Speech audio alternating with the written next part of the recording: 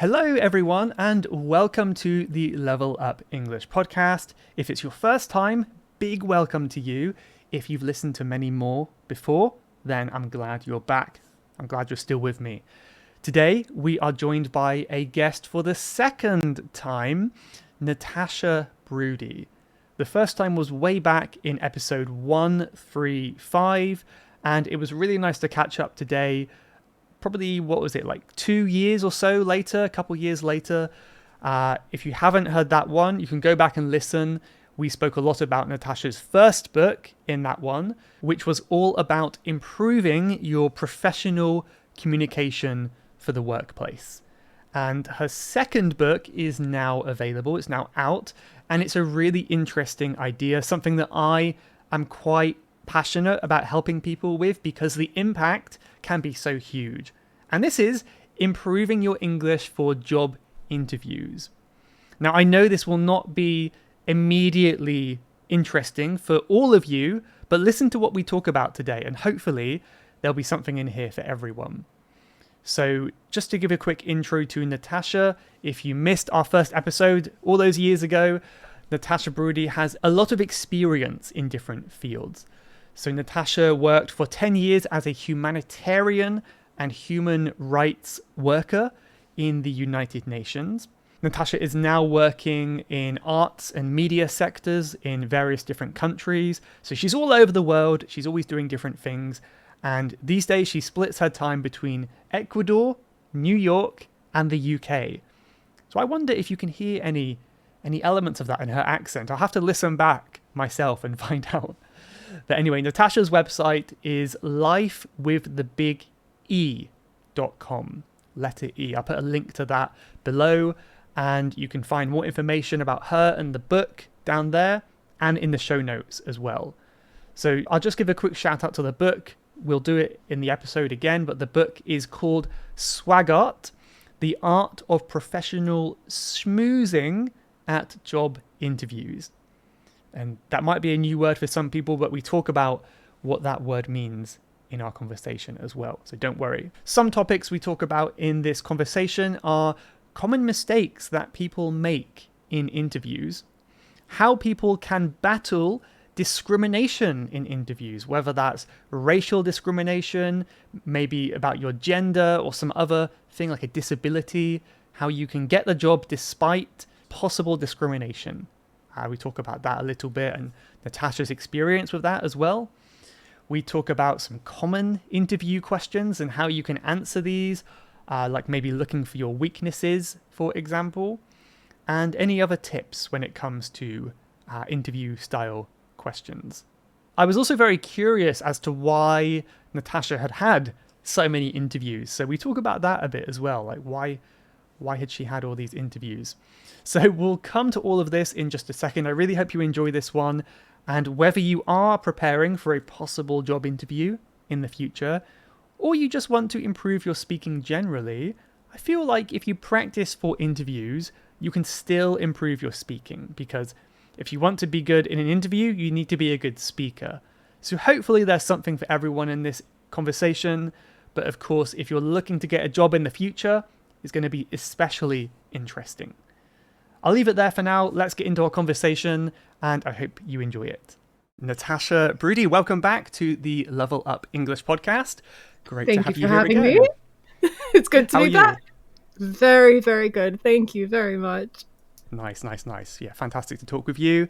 I think I actually wrote it down here. Our first episode we did, 135, which is over 100 episodes ago. So I guess that must be more than 2 years ago, right? Maybe during the pandemic, I'm not sure.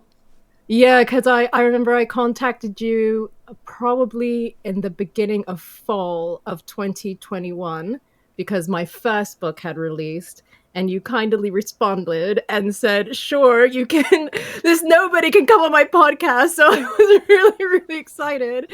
And then now, almost 100 plus episodes later, my God, your success is so inspiring. So I'm glad that you still allow someone like me to come on the show. No, I'm honored. It was such a good conversation last time, and I'm hoping we can, I'm sure we will have a good conversation this time as well. I hope so. Yeah, if I remember correctly, the last time we spoke about your first book, which was Give Me Tea, Please. Is that right? Exactly. Well Okay, remembered. that's from memory. So, and now you have a new book, which I'm very excited to talk about. So, would you mind telling us a little bit about the new book and also perhaps uh, the idea behind the name of the book as well? Sure, not a problem. So, my new book is called Swaggart, The Art of Professional Schmoozing at Job Interviews. And the way this book came about was I was really, yeah, 2021, we all remember COVID. It's not like we're ever going to forget this. And so, being trapped alone in a bedroom working gives you time to think, especially if you're someone like me. But I was coming out of a job with UNESCO at that time, and I was really kind of just trying to figure out what is the next thing that I want to do. And I remember I had this book kind of in my head when I had been finishing Give Me Tea Please, but it wasn't really formed in any way, shape, or form.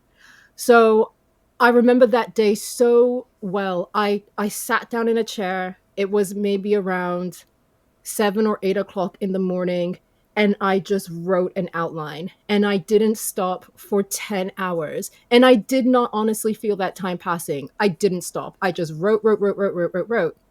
At the end, I had a book, and I was kind of shocked and pleased at the same time. That outline, it transformed a little bit. I decided that while I was writing this book, Swaggart, I was going to break it up into 3 volumes. One volume would be about interviewing, another volume would be about preparing CVs, and then another volume would be about cover letters, how to write a cover letter for these high profile jobs.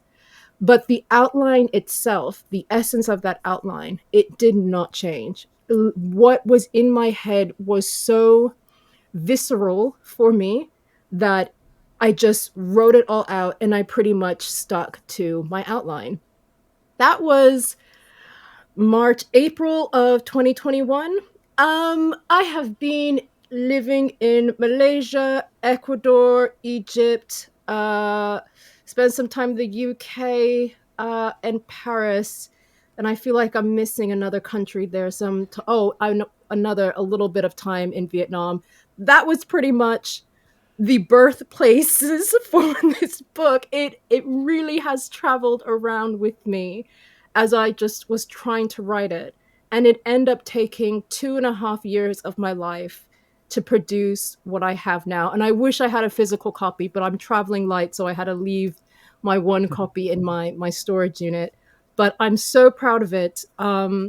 Everything I did myself, from the writing of it to the typesetting of the book, the design of the book, the design cover. It's really feels like my baby. It really feels like my little kind of mid to late 30s masterpiece that I did, that is so personal to me. It's so close to my heart. I literally poured out every single thing that I know about how to ace the interview, especially if you're trying to get into places like where I worked, the United Nations system, the United Nations agencies, when you're trying to get into high profile jobs and you don't have that backdoor access where you know someone who knows someone who knows someone and they can get you in. That was never me. I had to be like the rest of the population out there and just apply online. So I put everything that I knew about the interview stage in my book called Swaggart. Now, the title of the book, it comes from just a play on words where you have the word swag and you have the word art. And that second part of the book's title, The Art of Professional Schmoozing, I wanted to create a word that would encapsulate this idea of how do you persuade someone with your language, with your English, with your words while you're having an interview, and what is the craft behind that kind of persuasion. So you have swag, that kind of persuasive part, what I call schmoozing. I think that might be an American word, to schmooze. And then you have the Yeah. art of it, that crafting part of it. So that's where Swaggart comes from. Interesting. Yeah. I did double check what schmooze means because I kind of know what it means, but I didn't know how to describe it. So what I found online is to talk with someone in a lively and friendly way, typically to impress them. Is that the meaning that Exactly. you have as well? Exactly. Yeah. I And then I always, guess swag is similar, right? yeah, swag. When you have, is this an American term, to swag? I thought it would be used in the UK too. Not so It much. is in the UK. I don't know if it came from America, but yeah, Mm. it is. I'm not cool enough to know all these kind of more slang terms, you know. It's interesting that you use that word cool, because that's exactly what swag is. Swag is the Mm. attitude that one has when they are in a social space. And it's usually a very positive, a very affirming attitude, one that shows a person has confidence and a high self esteem. Of course, someone can take that to an extreme where it becomes arrogant, but if you have real swag, I mean, my one of my heroes is Barack Obama, and one of the things that would always be said about his character is that he had like a natural kind of swag to him. Whenever he walked, he Mm. had this kind of way of holding himself and being confident. So when I say this word swag, I really am trying to encapsulate this figure of a person who has inner self confidence and they're comfortable with who they are. And then when you have this word schmooze, I always think of this kind of atmosphere where one is in like an art gallery on an opening night and everyone is kind of talking, lightly and friendly to potential art dealers, potential like art snobs, and that kind of attitude and atmosphere. That's really what schmoozing is. You really want to be able to have a type of personality or a character that's appealing.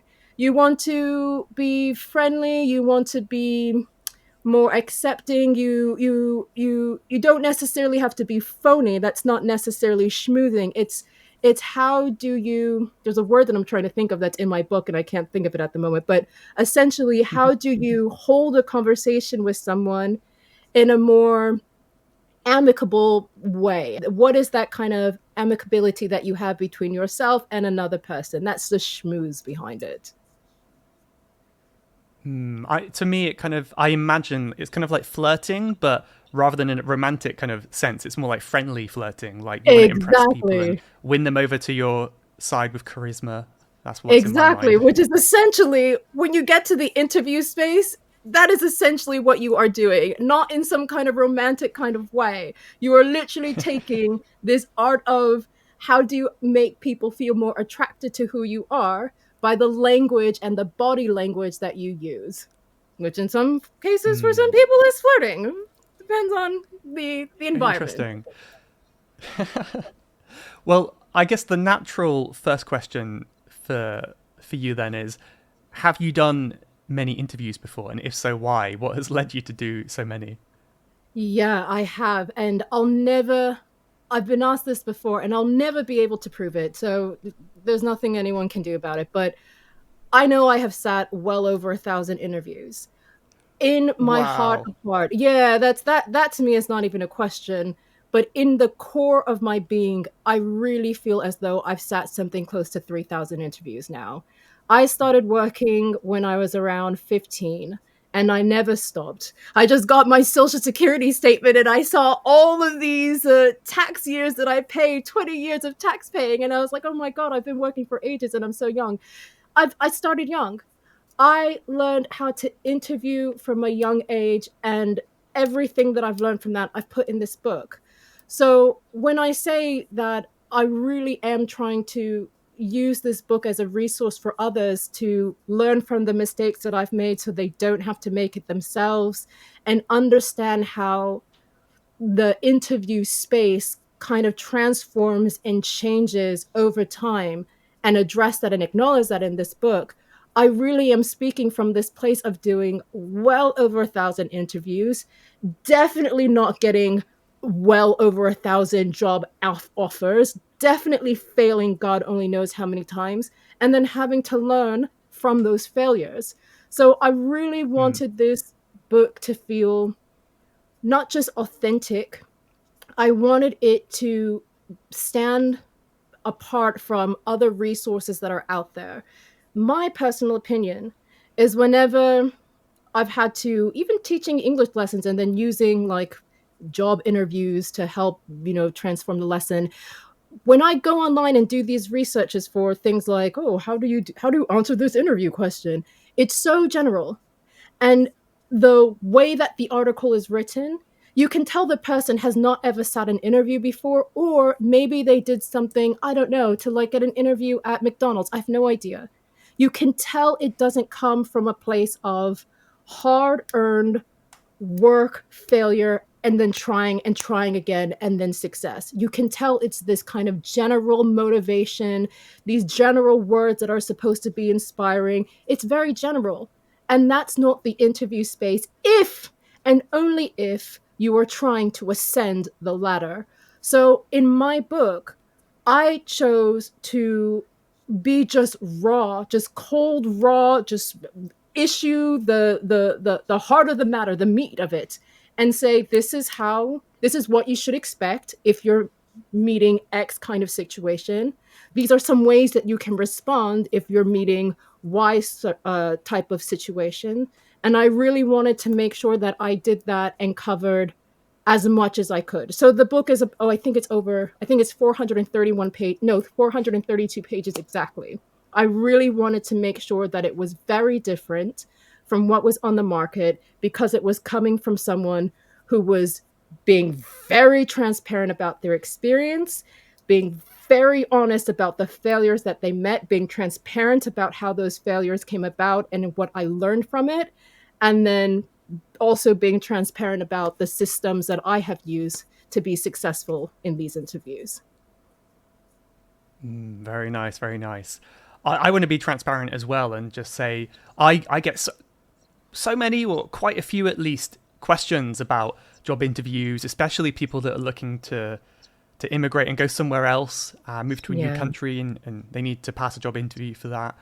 And I tried to give my best advice, but yeah, to be honest, I haven't had an interview myself in probably like 8 years or something. I don't remember the last time I had an interview. It was a long time ago now. So maybe my Mm-hmm. memory's a bit rusty. So I'm glad to pick your brain about it a bit today. Maybe I would like to ask about some common mistakes that people make. I don't know if you have anything to say on Mm-hmm. this. Like, what are some common mistakes that candidates Yeah, make in interviews? I'll say the first one that really is the heart of the entire book, and that is to understand that you are not sitting an interview, especially if it's for a high profile job. You're not sitting an interview. It is a conversation. And the more you are closely able to align your body language and your language and the approach to that space as a conversation, the more likely the hiring panel, even if it's just one person, the more likely they are to accept you as the candidate. That Mm, took a very long time, I think, for me to learn. I think it took me probably a good 10 to 15 years to understand. Maybe it's too much. 10 to 11 or 12 years to understand that I am actually not sitting an interview. I'm sitting in a room and having a conversation, a transparent conversation to an extent about what I can offer a company or a team who saw some part of my background on a piece of paper and wanted to know more.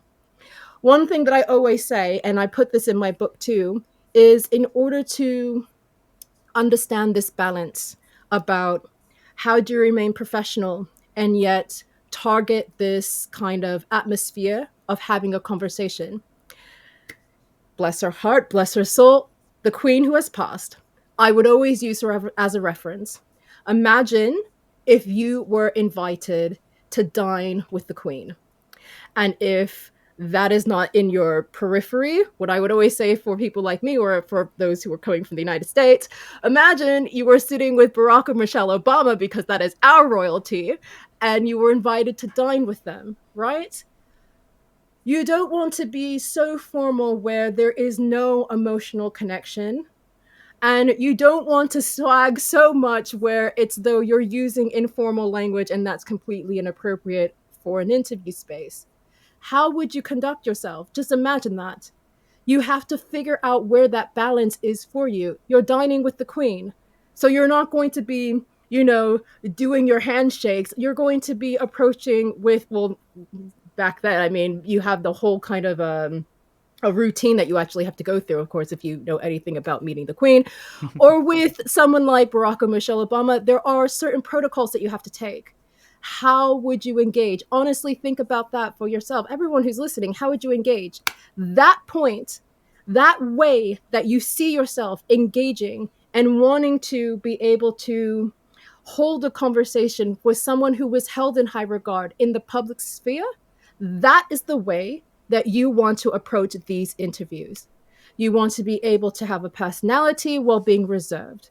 You want to be able to speak fluidly while not necessarily telling your life story about what it was like when you were a child, You want to be able to find ways that you can connect to someone, but at the same time, you are still being professional. You're still using formal language. You're still using indirect phrases in conversations. You're still trying to use these language mechanisms that doesn't make it seem like you're a robot, but it also doesn't make it seem like you're being too forward or too familiar.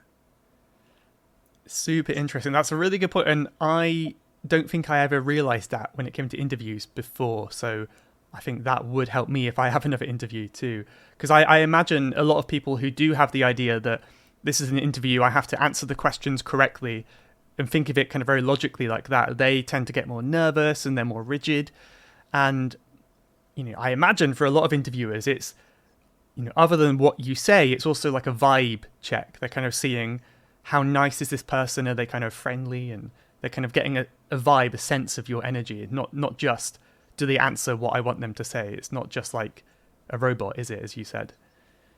It takes practice, because you're not engaging with people who are your friends. It's an interview space.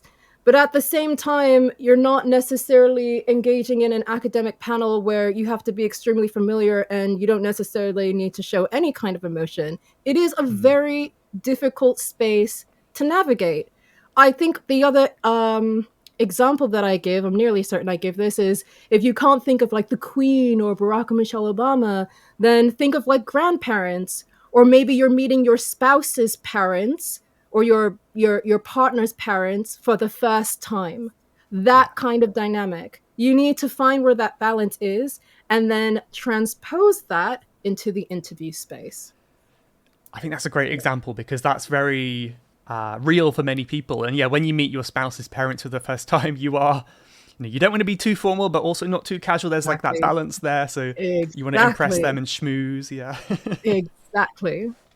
Start with that one. Yeah, I find it's so. Yeah, I would say that would be. Yeah. Oh, pardon? I find it's a bit like podcasting too. Like, I used to have this idea that it's an interview. I have to get information from you, from the guest. But I find the more I think of it like a conversation, the more enjoyable it is to listen to, and then naturally information comes out anyway. So it's somewhat similar.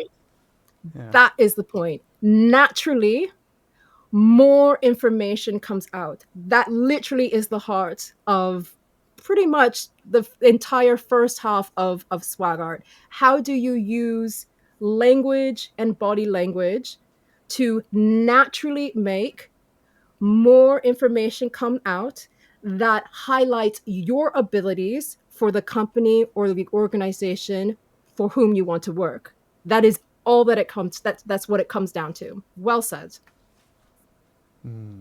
Thank you. I also want to ask you a bit, because I think you covered this in the book, right, about discrimination in interviews. And I imagine this is something that the audience might find useful, because, as I said, there's many people who want to apply for jobs in other countries, and there may be racial discrimination, which, just to describe Yeah. to the audience, discrimination is where you're being treated differently based on kind of arbitrary features like skin color, race, nationality. So I think this could be a useful Yeah. topic. So I don't know if you have any tips on battling discrimination, or if you have any experience with that yourself. Loads. As someone who is Black, my background, my entire family comes from the Caribbean. And so growing up in the United States, there's always been that kind of tension between who and what are you as someone who looks like me. That kind of question gets explored in the interview space, in the workforce, God knows how many ways, in all sorts of offensive and inappropriate manners. So, yes, my book Swaggart, whenever I felt as though it was important for me to highlight specific challenges people who look like me or are from some type of marginalized group may face, I made sure to absolutely call it out. In one part of my book, I think it's part 4, I dedicate the entire part to this topic: how to manage these forms of discrimination, prejudice, and bigotry. That's what it comes down to. How do you manage it? Especially if you want to ascend on the career ladder or you really want that job and you're facing something that makes you feel uncomfortable. My book outlines it much more thoroughly than what I could do in this space. But what I essentially say throughout the entire book and really hone in on chapter 4 is it comes down to you. There's an expression that we have in the US. I have it in my book. I just can't think of it off the top of my head by memory. But essentially, it says, you know what financial situation you come home to every single day. And I say that because this is the red line, the point of contention that you have to ask yourself the moment you are faced with who I call an insecure interviewer, someone who is weaponizing the interview space against you, the interviewee, because they do not want you at the job based on some kind of prejudice, bigotry, or discrimination. Where is your point of contention for that? How far are you willing to sit in this space and be essentially humiliated for what is part of who you are naturally? That point of contention will tell you how to respond. So, to break it down essentially as basic as I can in such a brief amount of time that we have, if you are someone who wants the job or needs the job, essentially you're going to have to take a beating. You're going to have to sit there. You're going to have to endure what so many people, even today, fight against every single day to eliminate and exterminate the prejudices, the bigotry, and discrimination. You're going to have to sit and take it. What I say, you're going to have to take the beating. You're going to have to look that insecure interviewer in the eye and essentially deny who you are and what you believe in order to get the bread and butter that you need for yourself and your family. Bread and butter meaning the basic financial necessities that you need to bring home for yourself and your family to live and survive. Now, if you are someone who is like me, who has been doing this for 20 years, I have absolutely no toleration at all for this anymore. But I also saved. I did have a savings plan. So I can say, in the state of my dignity and honor, I don't have toleration for this anymore. I will call out the insecure interviewer right there and then. I don't care if I lose the job. But I can do that because I am in a space where, one, I do have savings. It's not a lot, but I do have savings enough to get me to the next job interview so that I can make some more savings. That's one.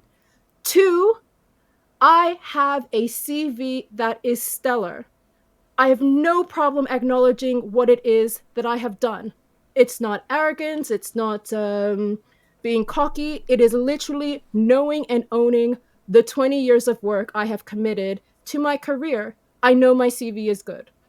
So if I say, I don't care about this job interview because now I know exactly who I'm going to be working with, I say that only because I know that if I had $0 in my bank account, what I really do have is a huge check, and that check is in the form of a CV, a resume.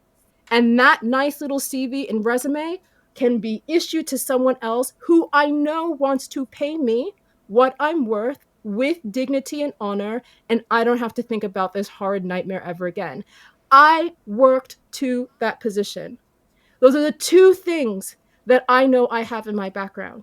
If I didn't have those two things in my background, which I did not have those two things in my background even up to 10 years ago, then I would have to resort back to plan A. I would have to take it. I would have to find some way to go to sleep at night knowing that for me, my ancestors who have endured slavery, the beating, the raping, the killing, they have endured this under the British system, the French system, the American system. I mean, the systems are all out there. I would have to do that knowing that in some ways, I am denying what my ancestors have done for me so that I could be here today to sit in that very seat and have that interview. I'm denying that, and that hurts if you have a Mm. consciousness about what your family line has done for you so that you can be in that space and know that you are facing the discrimination, the exact same discrimination that your ancestors had faced. So I have been in that place before, and I had to make those kind of moral decisions to understand where I sat in that moment of time, knowing that I'm looking at discrimination, racism, and bigotry, and having to decide, am I going to accept it so that I can get my paycheck, get what I need to get, and then move on? Or is it so offensive that it would be a humiliation and I could not sleep at night, that I would just need to leave and move on and hope for the best? That is what each interviewee has to ask themselves when they're facing this. Yeah, really unfortunate. But I guess that was my intuition: is if you do have a racist, bigoted interviewer, then you're not Yeah. going to change them. You're not going to be able to say anything to Nope. change their mind in that moment, are you? So I guess the phrase that comes to my mind is beggars can't be choosers. Like, if you really need that job, then you have to kind of think, well, but I suppose one thing that might help mentally is, even if you do go for that job and you get the job, you can still keep looking for other jobs, which, if nothing else, is going to stop you feeling so stuck in a job you hate with a horrible boss, right? The best time to look for jobs is the moment that you get a new job. You have to have that positive mindset that there is always something out there. And it is a hard one to have when you have $0 and the negative sign in your bank account. I know it because that was me. I know it happens. So that's exactly what you have to think. Beggars can't be choosers. You have to think in this mindset. You have to think, I have a family I need to take care of. What is my limit so that I am still mentally healthy, physically healthy, emotionally healthy, because my family needs me too, and I need me too. So, what is my limit? That's what you have to ask yourself in order to approach those questions. Yeah, very interesting. Difficult. I don't know how it works in all countries, obviously, but as Mm. far as I know, the UK has some pretty good laws in place to stop this kind of stuff. Like, I haven't looked into it much. Of course, I haven't needed to, but I imagine if you felt like you were being discriminated against based on race or gender or whatever, I'm sure there must be something some organization you could complain to. That's my feeling. I don't know if you know anything about that, but it Oh, could yeah, be I worth read looking about the into, I suppose. EEOC. Oh, for the United Okay. States, we have the EEOC. For the UK, I think it's the EEC, if I'm not mistaken. I can't remember. When I worked for British government, these were questions that I had going on in my mind at the time too. Um, this is what I say. If it's a law, laws were meant to be broken. That's why they're laws. If they were not meant to be broken, we wouldn't need a law in place. Therefore, I say that in the context of this particular topic because if you are in that interview space, as I write in my book, most likely There is no video camera, recording device, nothing. Not even the interview panel, if there's more than one, is going to be speaking on your behalf should some type of discrimination take place. You are going to be sitting there, enduring it, maybe thinking in the back of your mind, oh, this is a lawsuit that I can get. And you're right, it is a lawsuit that you can press. It is some type of legal offense that you can press through the system. Those systems have historically been designed to ensure that you fail. That does not mean that every single person who has ever pressed a lawsuit based on discrimination in the interview space have lost. Of course not. There are loads of high-profile lawsuits about interviews that have been rigged through discrimination and bigotry. Loads. I can think of, God knows, maybe I can think of 4 right now in the United States that are high-profile. So of course it happens. But I am saying, if you want to take that route, it is a long journey. I have been there. I have pressed against a company or organization, can't be any more descriptive than that, with this exact same topic, discrimination. I have pressed it through the legal system. If you want to do that, go for it. Make sure you can sleep at night. Understand that there is no recording device most of the times in these spaces. Yes, now we have Zoom and whatnot, but most of the times you don't have access to it unless you go through a lawyer. Understand that you are literally going to be pressing yourself as David against the huge Goliath system. And if you believe you can win, go for it. If you don't believe you can win, but you still have to try it, do it. Go with your gut. But the likelihood of you winning, or even being offered a settlement, the likelihood of that happening, do your research in that country of how many times men, women, persons of color, etc., anyone from a marginalized group, the one that you are reflective of or represent, do your research and your homework to see how often those cases have won. In the United States, it's not often. You need hard evidence. You need email chains, you need written proof, you need recording systems, you need visible evidence. It's difficult. I don't know so much about the UK. And I do remember some cases that I've read before where they've been successful. But I guarantee you, it is not the wide majority. Discrimination, bigotry, racism, hate, it is alive and well across the world. So be prepared for when you enter into that interview space that you may be sitting with an insecure interviewer. And if you leave that space, it will be your decision if you're going to press it, because most likely they will say, well, this is hearsay. I don't have anybody else that's saying that X, Y, and Z person spoke to you in this manner or said this to you, etc. They're saying that this never happened. Or you bring in a recording device if you can get away with it, and then use it in a legal case. I have no idea. Be prepared.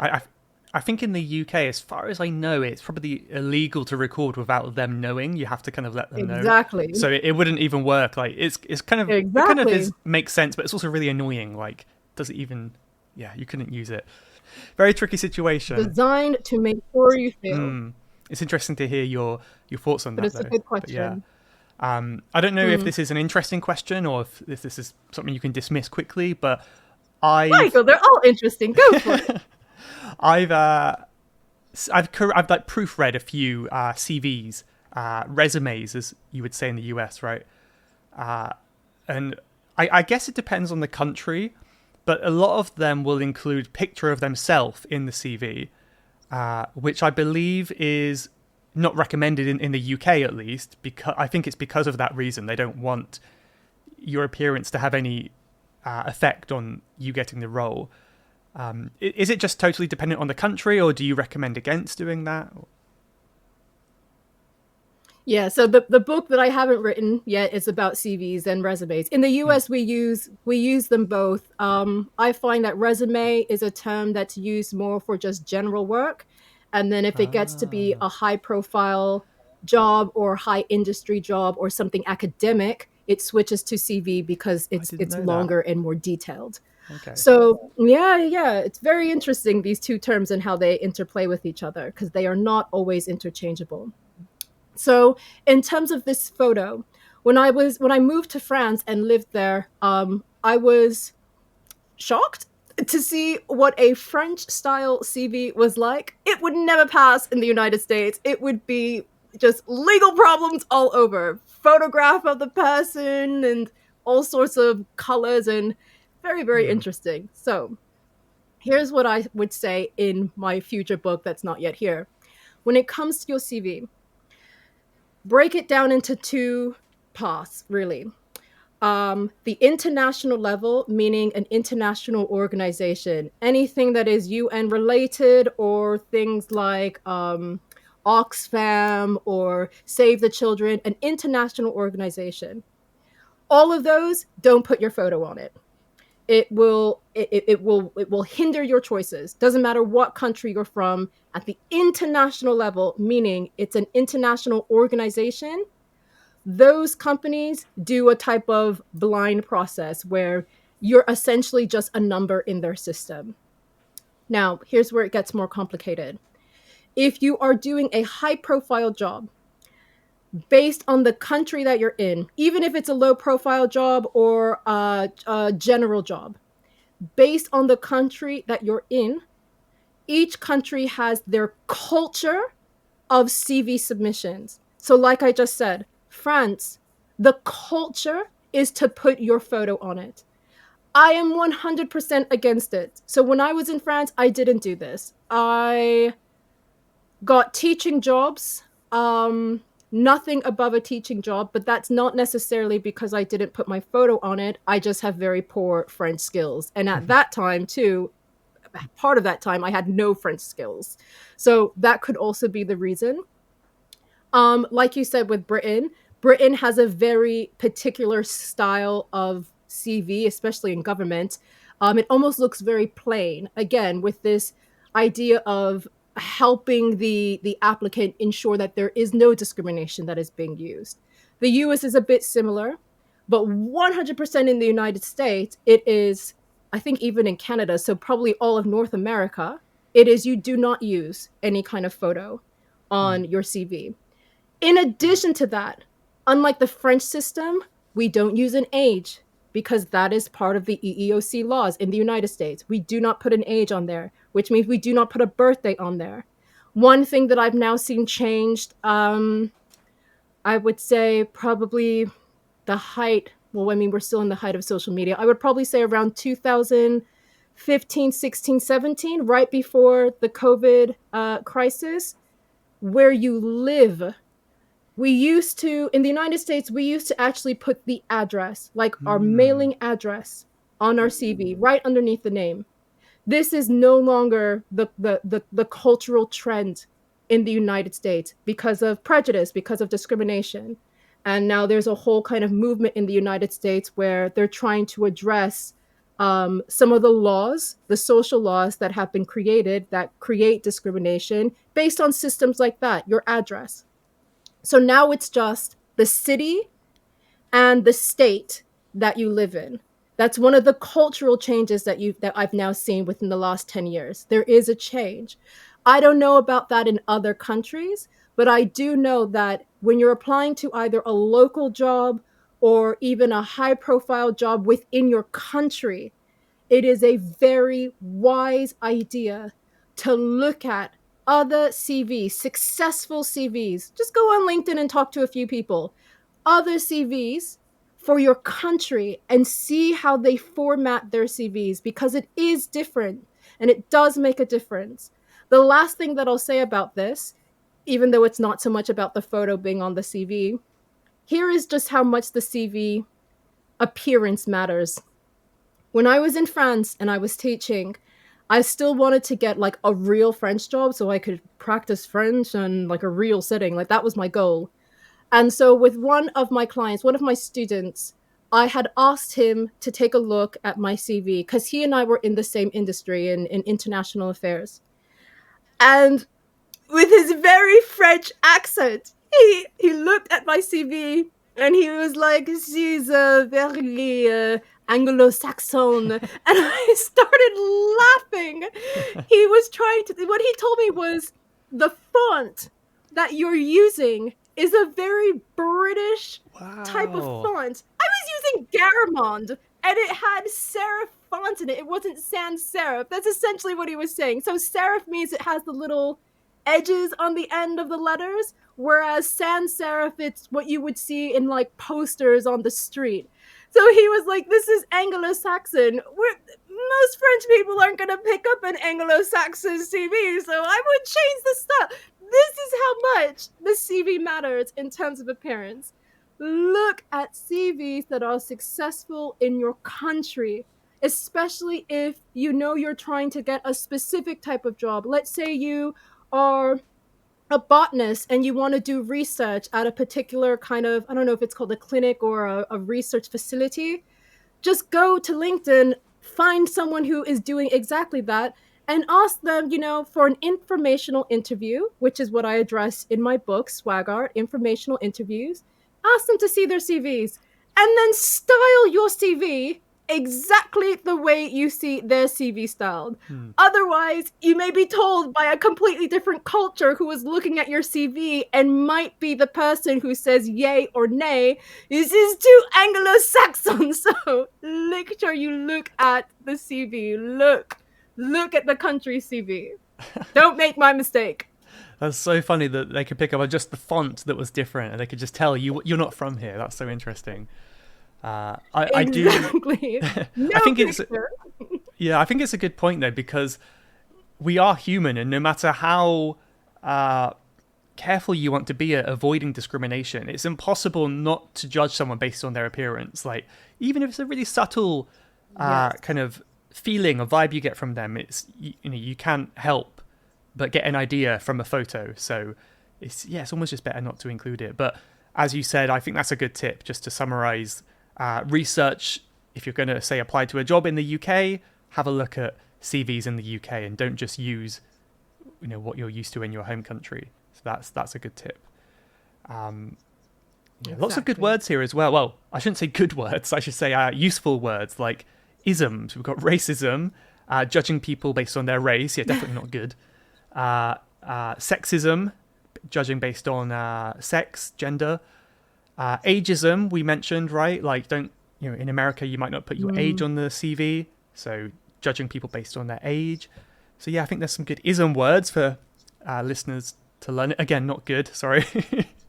Useful words. No worries. It's a good spot to highlight for your listeners because they are non-native English speakers, right? So many of them may be non-native English speakers, and yet they're learning English to do exactly what we're talking about, work within an English working environment or a place where they're going to be using English regularly. The cultures, those cultures are diverse from top to bottom.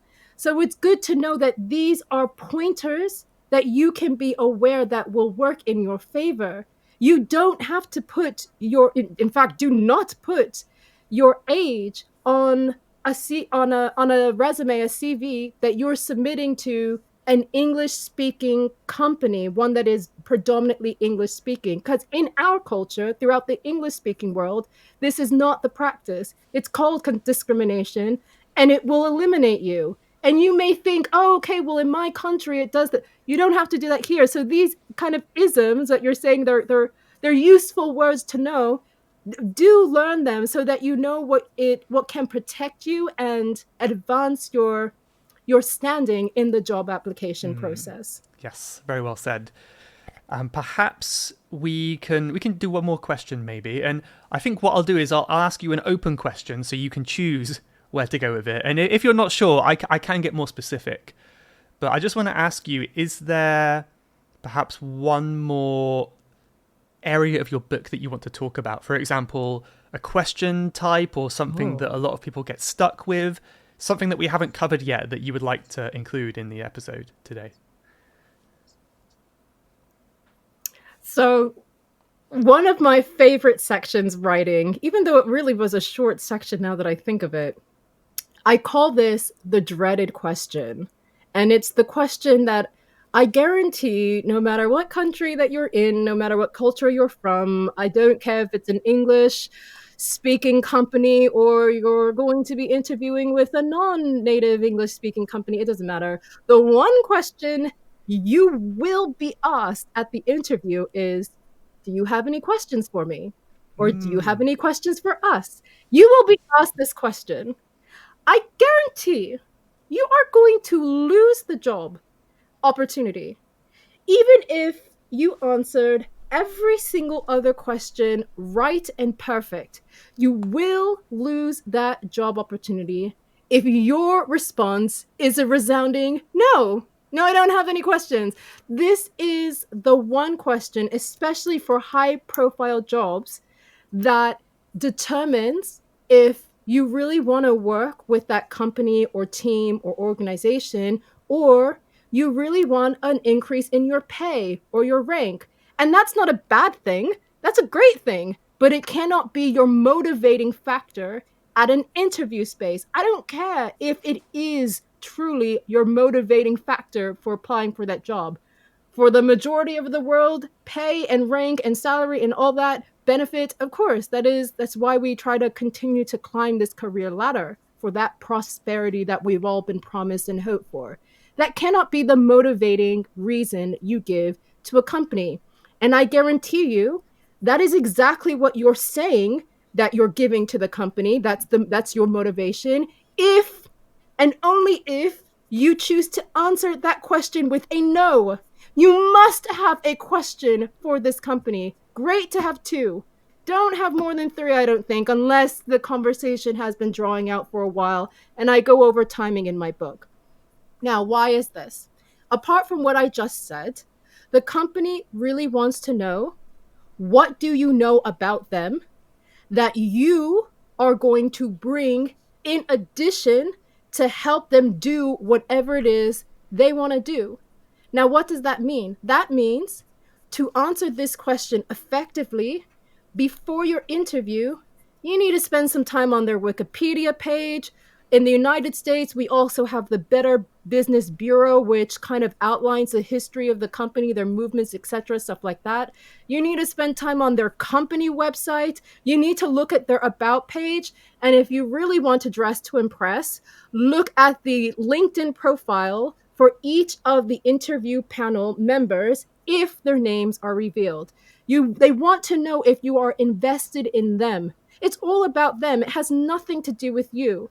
You have to say, this is a skill that I noticed you guys are lacking, or this is a skill that I know you guys need, or this is a skill that I know you guys have, but I am really confident in the way that I do this skill. I think it can enhance your performance, your business objectives, etc. They want to know that you have spent time researching who they are. That is what that question means. Do you have any questions for us? So if you just say something stupid like, where did you eat yesterday? Ha ha ha ha, and take it as a joke, it is an indication to them you're really not there for them, which opens a whole can of worms. This person's going to be a short-term hire, a hiring risk. This person isn't going to take our work seriously. God, I'm so passionate about what I do at this job, and then we're going to hire this person that doesn't think about this every single day like I do. Yes, there are people like that, and they work in companies where this question is asked and it's taken literally. You have to be prepared. So again, my strategies for answering this question, I'm usually interested in the administrative processes of the company, meaning the timing, what is my life going to look like. In the book, I gave my favorite question that I ask. My favorite question is, what does a typical day look like for the person sitting in this very role that I would be doing if I were here? For example, could you tell me about what this person would do last week, Tuesday? And I literally say that. Can you tell me what this person did last week, Tuesday? And I give Tuesday as the day because Monday is the hated day of the week for everybody who has a 9-to-5 job. Friday is a lax day. Wednesday is the horrible hump day where it's a toss of a coin. God knows what's going to happen. The only other days are Tuesday and Thursday. Thursday is usually the day when people are wrapping up so they can have their three-day weekend if they planned in advance. So that leaves Tuesday. Tuesday is usually the most authentic day in a company's kind of work week. Use Tuesday. what did the person do last Tuesday that's sitting in this position? And I want to know from 6 a.m. in the morning or 5, when do they wake up and when do they go to bed? Can you explain what this typical day looks like for me? I usually get the best responses from the non-insecure interview panel, who usually are pretty impressed that a question like this is asked. It shows real interest in what your life is going to be like. That kind of question gives your interview panel an insight into how you think and an insight into how you are going to be thinking of them. Is this candidate really planning for a future life that's longer than a 2-month hire? Is this candidate someone who we can see as a long-term candidate, a person we can mold to become the right candidate? They're really interested in the job. You must have an answer for this question. I am already telling you, if you're new to the interview space, you are going to be asked this question. Do you have any questions for us? And I am telling you, it does not matter if every single one of the other questions that you answered were perfect. If you say no, you've lost the interview opportunity. You've lost a job opportunity. I'm so happy you mentioned that.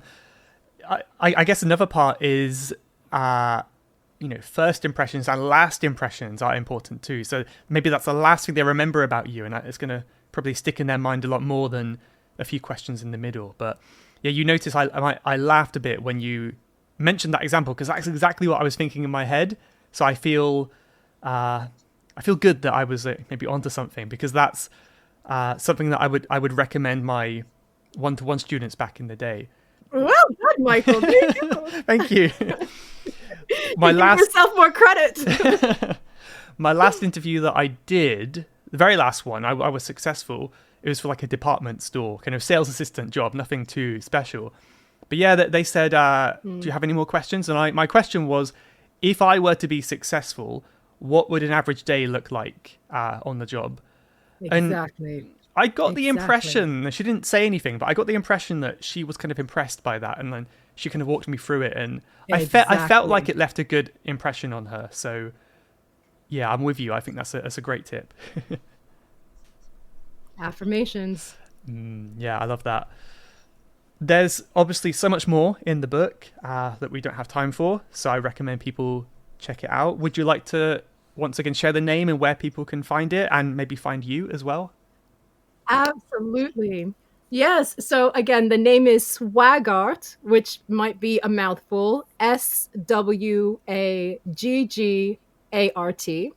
Swaggart. You can just do a Google search for that and the rest of it will pop up. I think a man also has this name and I had no idea, but my book will pop up. But if you want the whole title, Swaggart, The Art of Professional Schmoozing at Job Interviews. And the cover of the book, I wish I can show you this. However Michael will display it, I'll give him an image, but it's basically a design. Yeah, thank you. A design of the ace card in a deck of cards. It's an ace card that has been redesigned with my title on it. So I'm really proud of that design because it's mine. You can find this book. This one you can actually finally find literally anywhere. Now, let me clarify that statement. You can find it on online stores. It should be on pretty much every single online store that Ingram Spark says they are connected to. So it should be on the huge hitters, the Barnes & Nobles, Kobo, Amazon, all those places. But I say you can find it everywhere, meaning that say you have a local bookstore and you go there and it's not there. My book is registered now in some kind of international system through Ingram Sparks. All you have to do is ask the person at the bookstore to order the book. And then it is there and it's yours. So you can get it anywhere, unlike my first book, which I made that mistake thinking that I had done that. First time publisher, learn from the mistakes. This one, it literally is. You can get it in your libraries by doing the exact same thing. Just ask them to stock the book. They know what to do after that. Or you can go online and just buy it and have it sent directly to your home. And I hope you all enjoy it. I really honestly took 2.5 years of my life just writing this book in places like Ecuador, enduring earthquakes, 4 times so I could write this for you guys. It really was transparent. I was as detailed as I could possibly be. My language is pretty, not simple, I would say. I think I used a mixture of simple and complex sentences. So someone at the intermediate level, if you're not a native English speaker and you're wondering if you can handle it, you can handle my book. I had you in mind, so go for it. Amazing. So yeah, if you are out there looking to get a new job in the future, definitely check out the book. I'm sure it's going to be very helpful. So yeah, Natasha, thank you so much. It's been so great to have you on again. Maybe we'll have to do it again when your next book comes out, whenever that will be. But thank you. Who knows? I need time to sleep in Shelter Island where I am, so we'll see. Yeah. Take a well-earned break. I'm sure that would be nice. Thank you, Michael. You have been listening to the Level Up English podcast. If you would like to leave a question to be answered on a future episode, then please go to levelupenglish.school/podcast. That's levelupenglish.school/podcast. And I'll answer your question on a future episode. Thanks for listening.